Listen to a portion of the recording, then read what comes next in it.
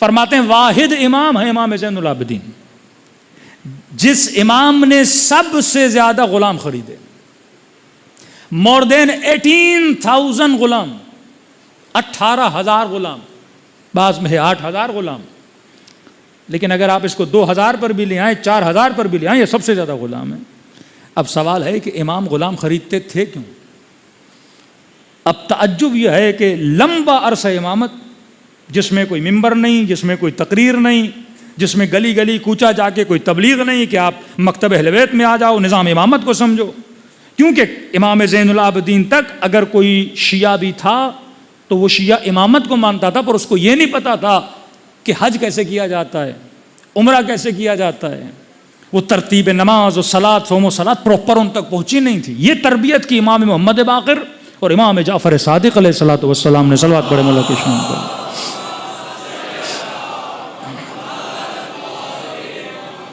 وہ تربیت تب شروع ہوئی۔ اب 5 منٹ کے لیے سوچ رہی، ایک ایسا امام جو گلی کوچوں میں نہیں گئے، جنہوں نے کھلم کھلا تبلیغ نہیں کی، اور لمبا عرصہ امامت ہے، جب وہ دنیا سے جاتے ہیں 5ویں امام، 6ٹھے امام، اور جب ان کی امامت آتی ہے اور وہ جب مسند درس اور علم بانٹنے کی مسند پہ بیٹھتے ہیں تو اس امام کے درس میں شرکت کرنے والے شاگردوں کی تعداد 2,000 سے لے کے 4,000 کی، کہ حاکم اتنا پریشان کہ کسی اور کی بھی مسند لگتی تھی، تو انہوں نے کہا جو اس کے درس میں آئے گا اسے، مثال دے رہا ہوں، 4 درہم پیسہ ملے گا، اور ایک مجلس ہو، پیسے دے کے بولے جو آئے گا مجلس سننے اس کو 4,000 روپیہ ملے گا، اور باہر شرطے کھڑے کر دیے کہ جو جعفر صادق کو سننے جائے گا اس نے 4 درہم مثلا دینے ہیں۔ تو لوگ بھی بڑے تیز تھے، پہلے جاتے تھے ان صاحب کے یہاں 4 درہم لیتے تھے، پھر آتے تھے 6ٹھے امام کے یہاں 4 درہم دیتے تھے، ایک جیب سے لیا دوسری جیب میں ڈال دیا اور 6ٹھے امام کے درس میں آ گئے۔ لیکن سوچنے کی بات یہ 4,000 2,000 شاگرد نکلے کہاں سے؟ کربلا میں امام حسین بلا رہے ہیں، 72 نہیں، 4تھے امام گھر کے اندر محصور، کوئی کھلم کھلا تبلیغ نہیں، یہ شاگرد کہاں سے بنے؟ تو کہا وہ کام جو امام زین تب کہتے ہیں دا سیکرٹ نیٹ ورک آف اہل البیت، نیٹ ورک سیکرٹ ہے، کھلا ہوا نہیں ہے۔ اب ان سیکرٹ کو سمجھو گے تو پتا چلے گا۔ غلام کیوں خریدے؟ کیونکہ تبلیغ میں ممانعت، سب سے زیادہ غلام خریدے۔ اور ایک غلام کا واقعہ جو میں نے پچھلے سال سنایا تھا کہ مدینے میں قحط آ گیا، بارش نہیں برس رہی، پانی نہیں آ رہا، لوگ 3 دن تک صحرا میں جا کے دعائیں کر رہے ہیں، بندہ واپس آ رہا، ماؤں کے گودوں میں بچے، سینوں کا دودھ خشک ہو چکا۔ وہ شخص کہتا ہے ہم نے دیکھا اللہ بارش برسا ہی نہیں رہا، دعائیں کر کر کے تھک گئے، کہ اتنے میں واپس آ رہے تھے، گلی میں غلام خرید کھڑا ہوا تھا، اس غلام کی نگاہ اس ماں کے گود میں پڑے ہوئے بچے کے رونے کی آواز پہ پڑی، اس کا دل لرز اٹھا، آنکھوں میں آنسو آ گئے، کہ خدایا رحم کر اپنے بندوں پہ، بارش برسا دے۔ کہ اس نے بس کہا بادلوں نے آنا شروع کر دیا، ودن دا سیکنڈز بادلوں نے برسنا شروع کر دیا۔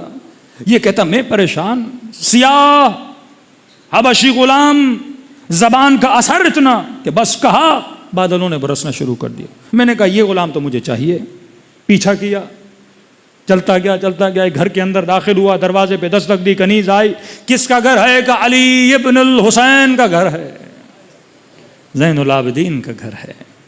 کہ مجھے کام ہے تمہارے مالک سے۔ امام نے کہا اندر بلاؤ، اندر آیا، کہ فرزند رسول آپ کا ایک غلام ہے، وہ مجھے چاہیے، جتنی قیمت بولیں گے میں دینے کے لیے تیار ہوں۔ امام نے فرمایا تو اتنی قیمت دے کیوں رہا ہے باپ؟ مارکیٹ میں جا، بازار میں جا، کسی اور سے جا کے خرید۔ کہ نہیں یہی غلام چاہیے۔ امام نے کہا یہ کیوں چاہیے؟ کہ آپ کو نہیں پتا یہ مستجاب الدعوہ ہے، جس نے مستجاب الدعوہ بنایا اسے کہیں کہ آپ کو نہیں پتا یہ مستجاب الدعوہ ہے۔ امام نے کہا اچھا کون سا غلام ہے؟ سب کو بلایا، کثرت میں غلام تھے، کہ یہ والا۔ امام نے غلام کو دیکھا، کہ غلام کب سے تو کرامتیں دکھلانے لگا؟ کہ مولا واللہ میں نے کوئی کرامت نہیں دیکھا۔ یہ کہہ رہا ہے تو نے دعا کی خدا نے بارش برسا دی۔ کہ مولا میں نے بس زبان سے لفظ نکالے، اب رب کی مرضی، جس کی آواز کو سنیں نہ سنیں باقی عطا سب آپ کی ہے۔ امام نے کہا میں نے آج تک خریدے ہوئے غلام کو واپس بیچا نہیں ہے، تو اگر خریدنے آیا ہے اور یہ غلام اتنا اچھا ہے، میں زین العابدین اسے آزاد کر دیتا ہوں، اب اس کی مرضی ہے یہ تیری غلامی میں آئے نہ آئے۔ کہتے ایک دعا اس غلام نے بازار میں کی تھی، خدایا بارش برسا دے۔ جیسے چوتھے امام نے کہا میں نے آزاد کر دیا، اس غلام نے صدا بلند کی، فرمایا پروردگارا زندگی تب تک پسند تھی جب تک زین العابدین کی غلامی میں تھا، اب یہ زندگی پسند نہیں، کہ یہ کہنا تھا اس کی روح پرواز کر کے چلی گئی۔ تو یہ جو 2000 4000 شاگرد 5ویں امام 6 امام کے پاس آتے تھے، یہ وہ خریدے ہوئے غلام تھے جو امام زین العابدین نے شیعہ بنائے تھے، پھر انہیں آزاد کر دیا تھا۔ مطلب پہلے تربیت دی، پرواز کرنا سکھایا، پھر معاشرے میں چھوڑ دیا، اب جاؤ جگہ جگہ جا کر مکتب اہل بیت کو پھیلاؤ۔ آپ تبھی دیکھتے ہیں کہ چوتھے امام کے بعد پورا شہر رے شیعہ ہے، قم شیعہ ہے، نیشاپور شیعہ ہے، سبزوار میں شیعت آ جاتی ہے، بصرے میں، اہواز میں، جگہ جگہ اہل بیت کے وکیل پھیل جاتے ہیں۔ مطلب حکومتوں کی سختیاں، اسارتیں، شیعوں کے سروں پہ قیمتیں رکھی جاتی ہیں، لیکن اہل بیت نے ایک ایسا مضبوط نیٹ ورک بنایا جس کے ذریعے سے شیعت آگے بڑھی۔ صلوات پڑھے محمد و آل محمد۔ پچھلے اشرے کے چھوٹے چھوٹے پوائنٹس ہیں تاکہ میں آپ کو کنیکٹ کر سکوں اگلے موضوع کی طرف۔ پھر آپ 8ویں امام کا زمانہ، 7ویں امام دا آرگنائزیشن آف لا۔ آپ واقعات سنیں گے خمس کے 6 امام کے، یہ بحرین پورا شیعہ، ایک وزیر وہاں سے آیا امام کے پاس 6 لاکھ درہم لے کر اپنا خمس، امام نے اسے واپس دیا کہ یہ سارا لے جا۔ اب وہ متن میں نہیں کہ امام نے کہا کیا کرو، یقیناً یہی بولا ہوگا کہ اس نظام اور سسٹم کو کیا کرو، وہاں جا کے مضبوط کرو۔ بھائی قم میں کبھی کوئی امام نہیں آیا، شہر رے میں کبھی کوئی امام نہیں آیا، نیشاپور میں کبھی کوئی امام نہیں آیا، اہواز میں کبھی کوئی امام نہیں آیا، لیکن آپ دیکھتے ہیں یہ چوتھے 5ویں امام کے زمانے میں یہ سارے گاؤں کیا بن جاتے ہیں؟ مکتب اہل بیت کے چاہنے والے۔ بصرہ کے اندر، کوفے کے اندر، ہر جگہ پہ آپ دیکھتے ہیں اہل بیت نے اپنے نمائندے بھیجے۔ پراپر 7ویں امام نے محنت کی، زندان لمبی کاٹی امام نے، لیکن اس زمانے میں بھی آرگنائزیشن آف لا بنائی۔ پھر پیسوں کے مسائل، خمس کے مسائل، پھر مختلف فرقے بنے، امام رضا کی امامت کا انکار کیا گیا۔ پھر امام رضا مطلب تشیع اتنی مضبوط ہوئی کہ ہارون ملعون کے جانے کے بعد مامون کو خطرہ ہوا کہ ہو سکتا ہے طوس میں لوگ میرے خلاف قیام کریں، ہو سکتا ہے کہ کیونکہ اس نے اپنا مقر، اپنی جگہ، جس اسٹیٹ پہ یہ رہ کے حکومت کرنا چاہتا تھا وہ خراسان تھا۔ اب کہا اگر میں خراسان میں رہا اور رضا مدینے میں رہا تو میری حکومت کو بڑا خطرہ ہے، کیونکہ امام رضا اتنے مضبوط تھے، وہاں پہ لوگوں پہ اتنا ڈیپ اثر تھا امام رضا کا۔ تو کہا کہ میں عزت وقار دے کے، حکومت کا عہدہ دے کے ان کو خراسان بلاؤں، تاکہ لوگوں کے ذہنوں میں ڈالوں کہ تم جن کے پیچھے لگے ہوئے ہو کہ یہ مثلاً عالم دین ہیں، فرزند رسول ہیں، آل رسول ہیں، یہ تو حکومت علیاذ باللہ اور عہدوں کے محتاج ہیں، یا ان کی لالچ میں ہمارے پاس آ رہے ہیں۔ پھر امام رضا نے جگہ جگہ پہ اپنی مظلومیت بیان کی کہ مجھے یہ چیز نہیں چاہیے لیکن بالاجبار مجھے لے جا، وہ بھی اللہ کی مصلحت کہ امام رضا کی قبر ہم سارے ہمارے ہمسائے میں مشہد مقدس میں رکھی جائے، کہ ایک امام کی اتنی برکت ہے کہ خدا نے اس سرزمین کو ولایت امیر المومنین کا ماننے والا بنا دیا ہے۔ صلوات پڑھے محمد و آل محمد پر۔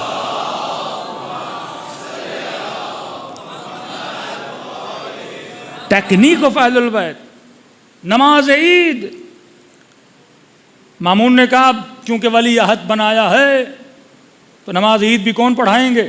میرے بھائی ولی عہد۔ تو کہا کہ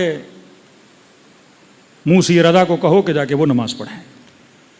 امام رضا کے پاس آئے کہ مولا آپ کے لیے کہا گیا کہ آپ نماز پڑھائیں، تاکہ لوگوں کا ذہن وہی بنے کہ وہ بادشاہ، اور ان کے بعد کون بادشاہ بنیں گے؟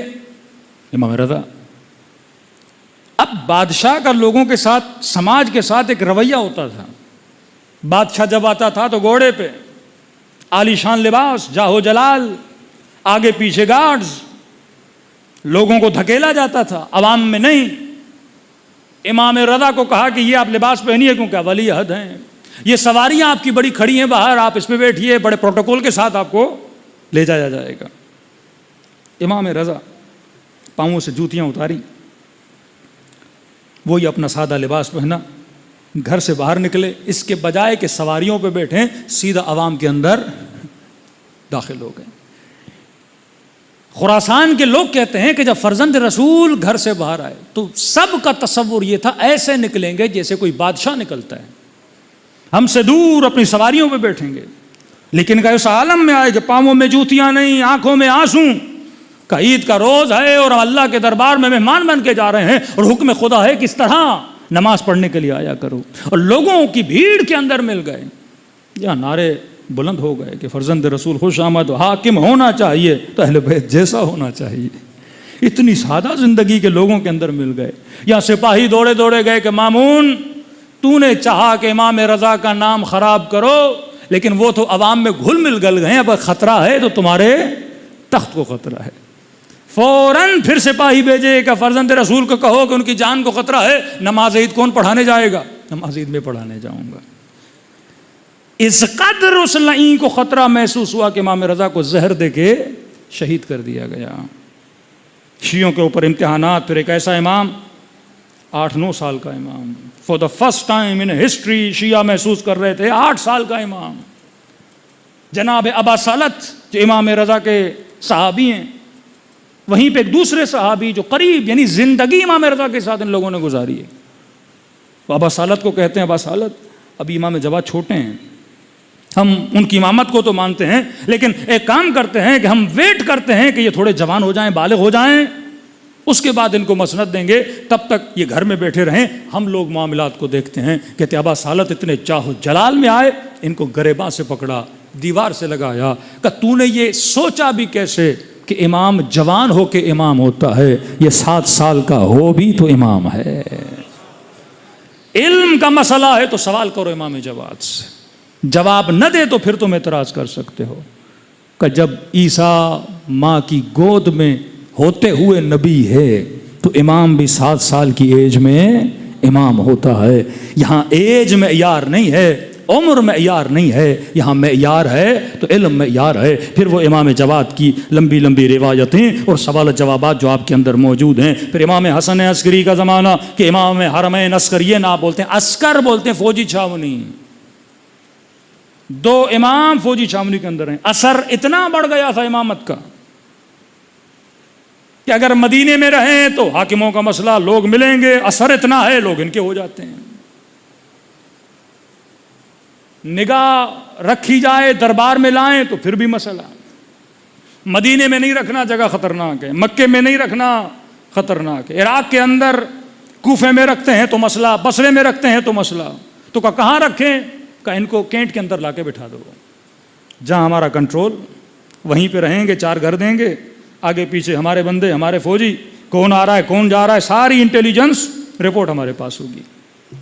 لمبی زندگی 2 اماموں نے عسکر، یہ عسکری پیٹرول پمپ دیکھیں آپ نے، عسکری بینک، عسکر فوج کو بولتے ہیں۔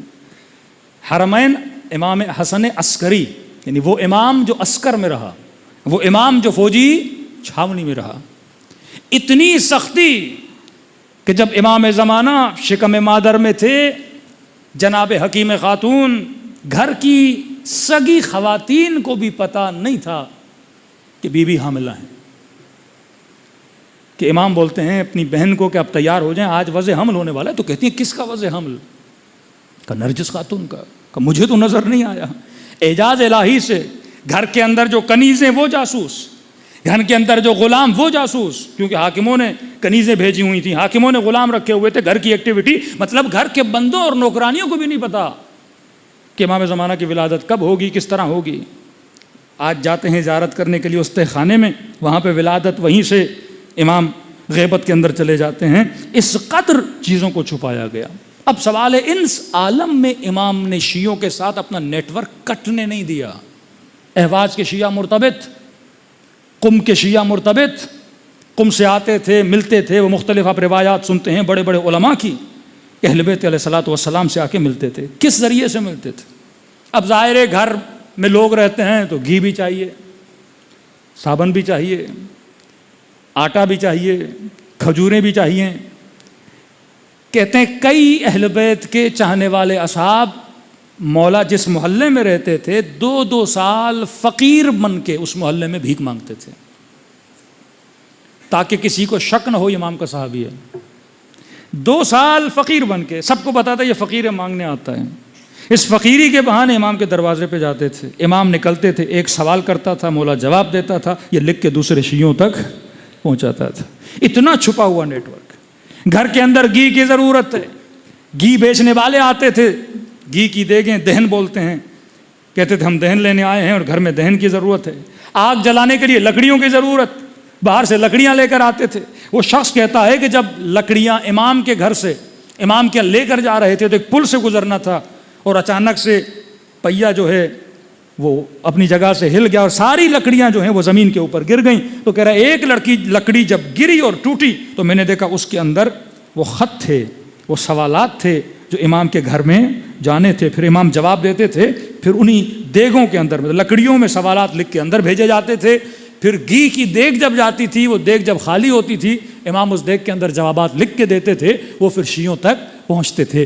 امام نے اور امامت نے کبھی بھی اپنا تعلق تشیع سے ٹوٹنے نہیں دیا۔ پھر غیبت امام زمانہ، پھر وہ 4 نائب، پھر غیبت کبریٰ، اس کے بعد علماء کا کردار، پھر شیعہ اخباری تھے، پھر شیعہ اصولی بنے، ایک نظام اصولی بنا، اس اصولی نظام کے ذریعے سے شیعوں کو کیا کیا گیا؟ مرتبط کیا گیا۔ آج تشیع کی طاقت ہے تو اسی نظام امامت کی وجہ سے ہے، اور دشمن آج کس چیز کو توڑنا چاہتا ہے؟ وہ 2 چیزیں ہیں، ایک شیعوں کے اندر نظام ولایت کے نام سے لیڈرشپ کو ختم کیا جائے، دوسرا ان کا اکنومیکل سسٹم جو خمس ہے اسے ختم کر دیا جائے۔ آج بعض لوگ یہ نظریہ بھی دے رہے ہیں کہ جناب خمس مجتہد کو دینے کی کیا ضرورت ہے، معصوم کی تو روایت ہے، آپ اسے کیا کر دو؟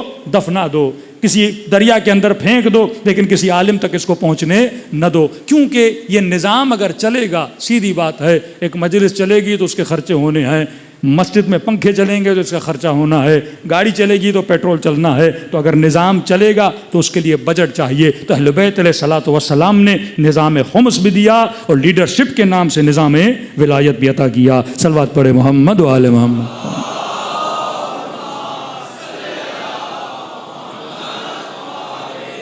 محمد وعجل فرجہم۔ انشاءاللہ تفصیل میں کل جائیں گے، لیکن آج 4-5 جوابات۔ بہت زیادہ سوشل میڈیا پہ ایک اعتراض کیا جاتا ہے کہ شیعہ اپنی مجلسوں پہ اتنا خرچہ کیوں کرتے ہیں؟ تخمینہ لگایا گیا کوئی تقریباً 2.5-3 ارب روپیے ان 2 مہینوں میں شیعہ خرچ کرتے ہیں۔ تو بھائی کیا ضرورت ہے مجلسوں پہ اتنا خرچہ کرنا، نیاز پہ خرچہ کرنا؟ یہ اچھا نہیں کہ یہ پیسے یتیموں پہ لگائے جائیں، اسکول بنا دیے جائیں، ہاسپٹلز بنا دیے جائیں۔ اب مینٹلٹی آپ دیکھیے، کیونکہ مجلس امام حسین کا تعلق ایک تو تشیع سے ہے، نظام سازی سے ہے، دوسرا یہ ایک مذہبی ایونٹ ہے۔ اوپر جو حاکم سوچ ہے وہ معاشرے کو غیر مذہبی بنانا چاہتی ہے۔ ظاہر ہے جوان اگر مجلس امام حسین میں آئے گا، مجلس کے کسی نہ کسی کونے سے نماز لے کر جائے گا، حج لے کر جائے گا، اخلاق لے کر جائے گا، خاتون آئے گی حیا لے کر جائے گی، جوان آئے گا غیرت لے کر جائے گا، تو ان کا نظام نہیں چل سکتا۔ وہ نظام چل ہی تب سکتا ہے جب معاشرے سے دین کو کیا کیا جائے؟ ختم کیا جائے۔ کبھی آپ نے نہیں سنا ہوگا ایک گلوکار، ایک سنگر جب کنسرٹ کرتا ہے اور کروڑوں روپے خرچ کیے جاتے ہیں، کسی نے بولا کہ اس کنسرٹ پہ اتنے لاکھوں کیوں لگائے جا رہے ہیں؟ اسی کراچی میں کتنے 3D سنیما بنائے گئے، نسلیں نوجوان ود فیملیز لوگ فلمیں دیکھنے جا رہے ہیں۔ کسی نے پوچھا کہ آپ نے سنیما پہ اتنے کروڑ کیوں لگائے؟ آپ نے اس گلوکار کو بولا اتنے کروڑ کیوں لگائے؟ اعتراض ہے تو صرف مجلس ابا عبداللہ حسین پر ہے۔ تو چلیے ہم ایک عاقلانہ سوال کر دیتے ہیں، جب کسی سماج اور معاشرے کی نسل کسی کنسرٹ یا کوئی گانا سننے جاتی ہے تو سننے کے بعد لے کر کیا آتی ہے؟ آپ ہفتے میں کنسرٹ رکھیں، سنڈے کے دن فلاں گلوکار، فلاں گویا، کبھی ادھر سے کبھی ادھر سے منگوائیے۔ ماشاءاللہ سعودی عرب تو منگوا رہا ہے نا، آپ دیکھ رہے ہیں بڑے بڑے فاضل عالم لوگ اس ملک میں جا رہے ہیں، کنسرٹ کیے جا رہے ہیں، نسلیں جا رہی ہیں، بڑے خوش ہیں، ناچ رہے ہیں، گا رہے ہیں۔ اب 2 گھنٹہ اربوں روپے خرچہ کیا، سننے کے بعد ملا کیا؟ ایفیکٹ کیا ہوا اس کے مائنڈ پہ، اس کی مینٹلٹی پہ، اس کے ایموشنز پہ؟ کون سی شخصیت تم نے بنائی کہ جب وہ سن کے آئے گا تو یہ افیکٹو ہوگا اپنے گھر میں، اپنے معاشرے میں؟ 2 گھنٹے کی مووی، وہ چاہے ہالی ووڈ کی ہو یا بالی ووڈ کی ہو، یہ سنیما سے دیکھ کے جب باہر نکلا اس کے اوپر اثر کیا پڑا؟ اور 1 گھنٹے کی مجلس سن کے نکلا، اس کے اوپر اثر کیا پڑا؟ کیونکہ مجلس حسین بھی دماغ بنا رہی ہے، فکر بنا رہی ہے. جو فلمیں بنانے والے ہیں وہ بھی کیا بنا رہے ہیں؟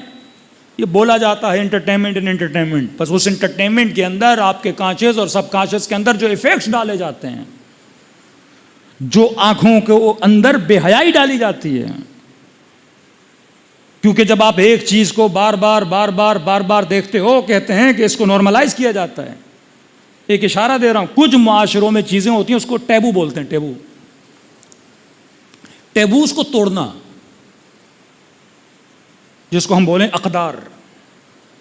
مثال دے رہا ہوں، مسلم معاشرے میں یا انڈیا پاکستان کے معاشرے میں آج سے 5 سال 10 سال پہلے خواتین موٹر بائک نہیں چلاتی، ٹیبو تھا. مطلب اگر چلانا بھی چاہے تو وہ خود 100 بار سوچے گی کہ لوگ کیا بولیں گے، بھائی اجازت نہیں دے گا، باپ اجازت نہیں دے گا، معاشرہ، سماج. یہ ایک ٹیبو ہے. کہتے ہیں ٹیبو کو کیا کرو؟ توڑو.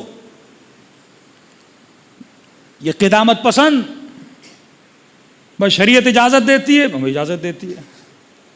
اب لوگوں کو یہ نہیں پتا فقہ اور اخلاق. فقہ از منیمم، اخلاق از میکسیمم. میں ایز اے مولانا اگر بولوں کہ جناب کیا میں ٹی شرٹ پہن سکتا ہوں اور شارٹس پہن کے نکل سکتا ہوں، شریعت بولے گی ہاں بھائی حلال ہے. اب کوئی مولوی چلے تو صحیح.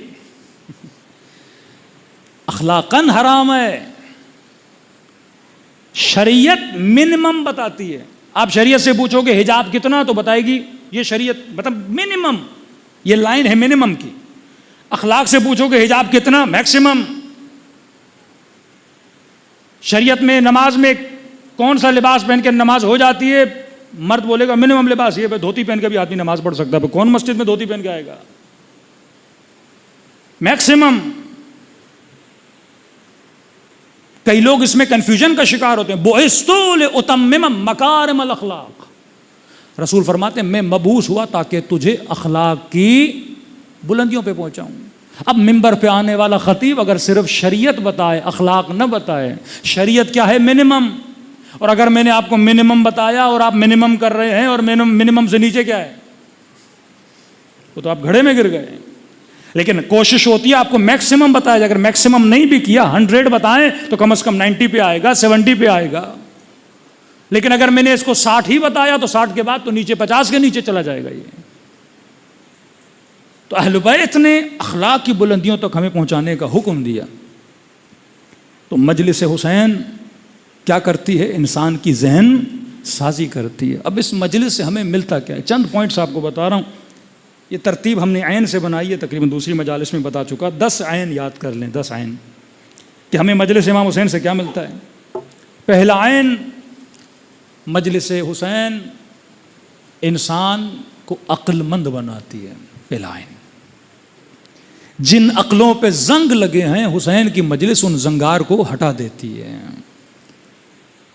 چھری کو تیز کرنے کے لیے پتھر کی ضرورت ہے، عقل کو تیز کرنے کے لیے حسین کی محفل کی ضرورت ہے. ہور بنا جب حسین سے ملا. جناب زہیر قاصد آیا کہ زہیر حسین بلا رہے ہیں. کہ میں نہیں آ رہا ہوں. دوسرا قاصد آیا، حسین بلا رہے ہیں.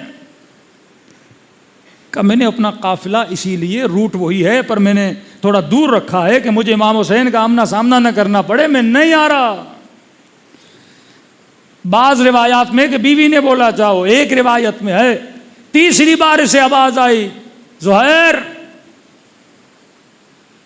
اس نے کہا کہ پھر قاصد بھیج دیا. میں نے کہا میں نہیں آ رہا. کہ قاصد نہیں، میں خود حسین ہوں، میں خود حسین ہوں. کہتا شرمسار وہ اٹھا اور امام سے ملا. ملنے کے بعد کیا تیز ہوئی؟ عقل تیز ہوئی. جب عقل تیز ہوئی واپس آیا تو زہیر نہیں تھا، کوئی اور تھا. بیوی کو کہا باغ بھی دیا، دولت بھی دی، سب کچھ دیا، اپنے نکاح سے تجھے آزاد کر دیا. کہا ہوا کیا ہے؟ کہ میں حسین کی طرف جا رہا ہوں اور پلٹ کے واپس نہیں آؤں گا. یہ کربلا سب سے زیادہ جو کرتی ہے عقل کو تیز کرتی ہے. قرآن میں کتنی مرتبہ لفظ آیا افلا یعقلون افلا یتدبرون لہم قلوب لا یفقہون لہم آذان لا یسمعون. کہ جہنمی جب جہنم میں جائیں گے پوچھا جائے گا تم جہنم میں کیوں جا رہے ہو, تمہارے جہنم میں جانے کی وجہ کیا ہے؟ تو آواز دیں گے لو کننا نسمع او نعقل ما کننا من اصحاب السعیر. اگر ہم دنیا میں سنتے اور عقل سے کام لیتے آج اصحاب السعیر میں سے نہ ہوتے. مجلس حسین میں آؤ تو سنو, سننے کے بعد عقل سے کام لو. حر نے سنا عقل کو ایکٹیو کیا تو حر علیہ السلام بن گیا.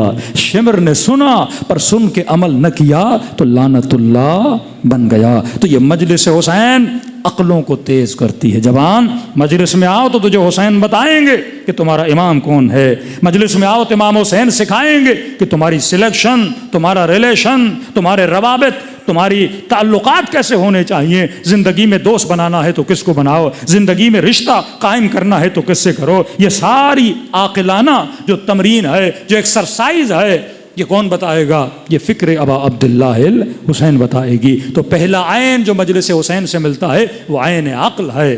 مجلس حسین عقل مند بناتی ہے. ڈرامے, فلمیں اور کنسرٹ انسان کی عقلوں کو کیا کرتے ہیں؟ ضائع کرتے ہیں. ان محفلوں میں ناچ کر, شراب پی کر کس کو زائل کیا جاتا ہے؟ عقل کو. وہ شراب حرام پیتے ہیں یا شراب طہور پلائی جاتی ہے. یہاں بھی نشہ چڑھتا ہے پر وہ نشہ عقل ہے. ایک ایسا نشہ جو انسان کو یزید کی محفل سے نکال کر حسین کی کشتی میں لا کے بٹھا دیتا ہے. صلوات پڑھے محمد و آل محمد.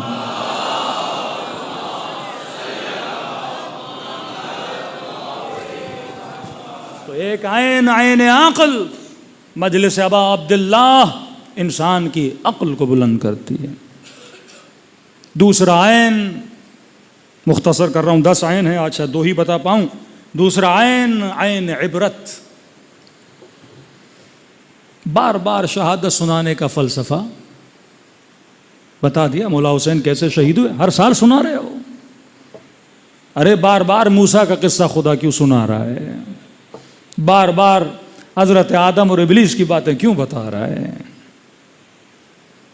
وَاعْتَبِرُوا یا اولي الالباب. تجھے کہانی نہیں سنا رہا, کچھ بتا رہا ہوں تاکہ تو کیا حاصل کرے؟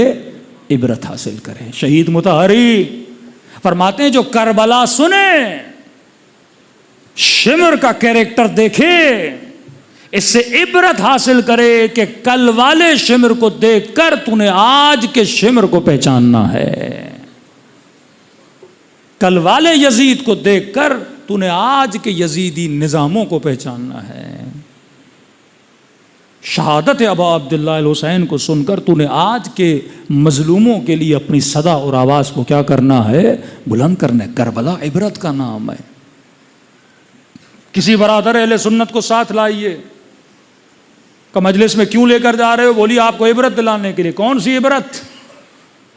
کہ یہ عبرت کے سوچو 1400 سال پہلے مسلمان تھے, دن میں 5 وقت کی نماز پڑھتے تھے. ان کی مسجدوں سے اذانوں کی آوازوں میں اشہد ان محمد رسول اللہ کی صدا دی جاتی تھی. جس نبی کا نام لیتے تھے اسی کا نواسا صدا دے کر کہتا ہے حل من ناصر ینصرنا, ہے کوئی میری مدد کرنے والا. کا 100 لوگ آتے ہیں.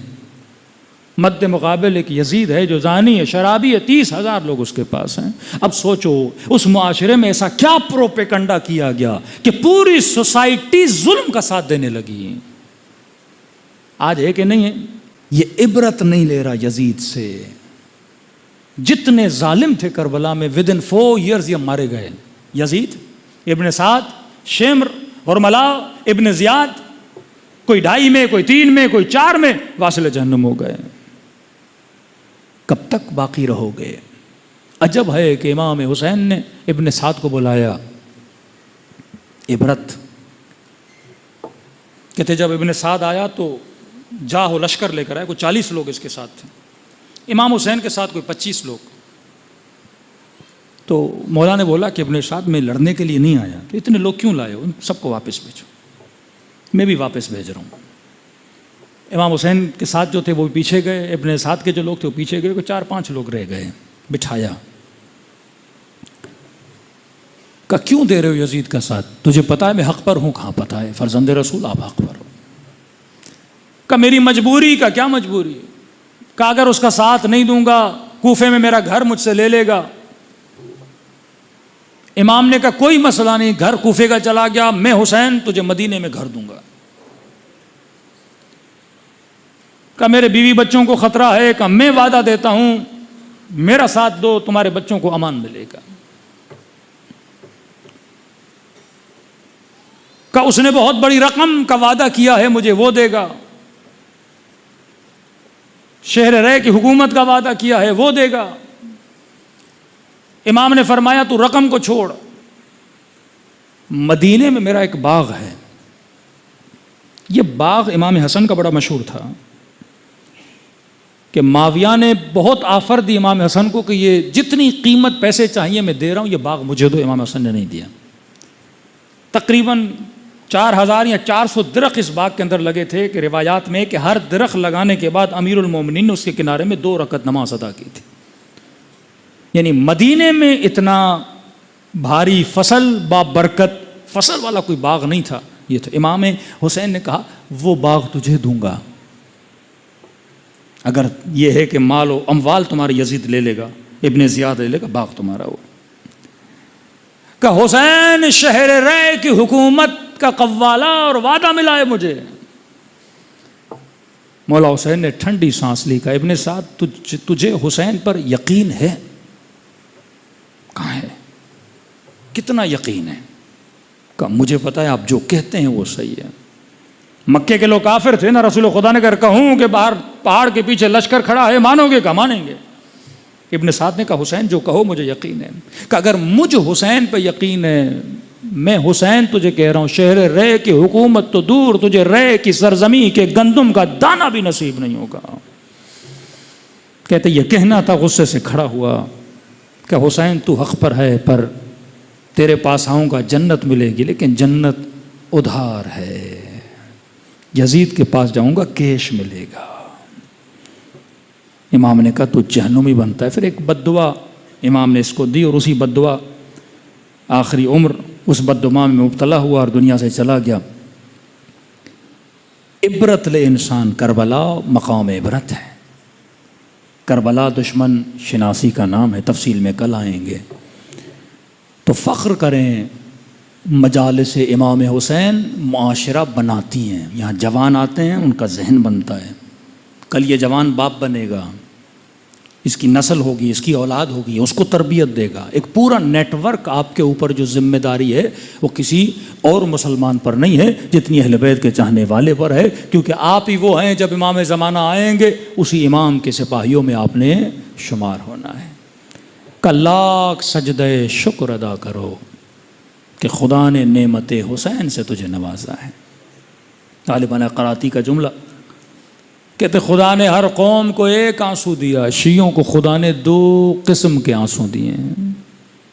ہر قوم کے پاس توبہ کا آنسو ہے، شیعوں کے پاس توبہ کا آنسو بھی ہے، دوسرا آنسو جسے کہتے ہیں غم حسین کا آنسو۔ کہ قبلہ توبہ کا آنسو کیا کرتا ہے؟ کہ وہ گناہوں کو مٹا دیتا ہے۔ کہ غم حسین کا آنسو کہ یہ بھی گناہوں کو مٹا دیتا ہے۔ عرض کیا کہ پھر دونوں آنسوؤں میں فرق کیا ہے؟ تو کہا کہ توبہ کا آنسو اس طرح ہے جس طرح کپڑے نجس ہو جائیں، انہیں دھو تو یہ پاک ہو جاتے ہیں۔ غم حسین کا آنسو وجود پہ لگے داغوں کو مٹاتا ہے۔ سفید قمیص پہنی ہے، چائے گر گئی، داغ لگ گئے، اب دھو گے کپڑا پاک تو ہو جائے گا، داغ نہیں جائے گا۔ کہ یہ صرف کمال ہے امام حسین کے آنسو میں کہ وجود پہ کتنا گہرا داغ بھی ہو، لیکن خدا کو کہو کہ خدا تجھے حسین کے کٹے ہوئے گلے کا واسطہ، خدا تجھے 4 سالہ بچی کے زخمی کانوں کا واسطہ، کا ایک آنسو جہنم کی آگ کو بجھا سکتا ہے۔ چوتھے امام فرماتے ہیں کثرت سے میرے بابا کو سلام کرو۔ زیارت عاشورہ 100 سلام۔ کا مولا اتنا کیوں لکھا گیا کہ سلام کرو؟ فرمایا کیونکہ عاشورہ کے دن میرا بابا ترس گیا تھا. کوئی سلام کرے؟ کہتے تھے یہ باغی ہے اسے سلام نہ کرو. کہ جب تم میں سے کوئی میرے بابا کو سلام کرتا ہے تو میرے بابا کے کلیجے کو ٹھنڈک ملتی ہے. امیر المومنین گھر آئے، سیدان کا علی میں نے سنا ہے لوگ تجھے سلام نہیں کرتے. فرمایا نبی کی بیٹی میں علی سلام کرتا ہوں کوئی مجھے جواب نہیں دیتا. کہ اگر خلوص سے سلام کرو تو خدا تجھے ثواب زیارت حسین عطا کرتا ہے. عرض کی کہ مولا کیسے پتا چلے کہ مجھے ثواب ملا؟ کا خلوص. دوسری نشانی کہ جب ابا عبداللہ کو سلام کرو، امام حسین کو سلام کرو، کا سلام کرنے کے بعد اگر نہ چاہتے ہوئے تیری آنکھوں سے آنسو آ گئے. ایک بندہ چاہ کے روتا ہے، ایک مرتبہ نہیں دل ٹوٹ کے روتا ہے. غیر ارادی آنسو جو کبھی کربلا جاتے ہوئے، مولا حسین کی زری کو دیکھتے ہوئے، راس الحسین پہ جاتے ہوئے، گنج شہداء پہ جاتے ہوئے، کہیں نہ کہیں انسان کی کیفیت آتی ہے، دل ٹوٹ پڑتا ہے، پھوٹ پھوٹ کے روتا ہے. کہ جب سلام کرو اور اس طرح سے آنسو نکلے تو کہ اس وقت یہ مت سمجھنا یہ تیرا آنسو ہے، یہ حسین نے تجھے تیرے سلام کا جواب بھیجا ہے.